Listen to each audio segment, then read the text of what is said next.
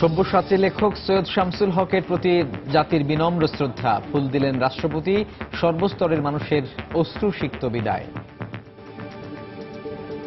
তিনি চলে যান, সেই জায়গা শূন্যই থেকে যায়। এটা যে আরেকজন এসে পূরণ করে এ কথা বলা যাবে না। শামসুল হককে হারানো মানে বাংলা সাহিত্যের এক অপার সম্পদকে হারানো।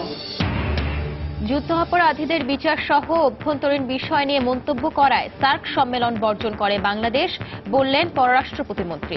স্থগিত করা হলো ইসলামাবাদ সার্ক সম্মেলন। রাজধানীর ধানমন্ডিতে আবাসিক ভবনের সেপটিক ট্যাঙ্ক পরিষ্কার করতে গিয়ে বিস্ফোরণ, নারীসহ 6 শ্রমিক দগ্ধ। ঢাকা মেডিকেলে ভর্তি।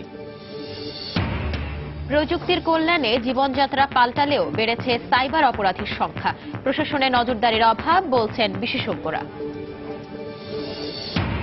এবং মিরপুরে দ্বিতীয় ওয়ানডেতে আফগানিস্তানের বিপক্ষে টস হেরে ব্যাট করছে বাংলাদেশ। আন্তর্জাতিক ক্রিকেটে টাইগারদের সামনে 100তম জয়ের হাতছানি।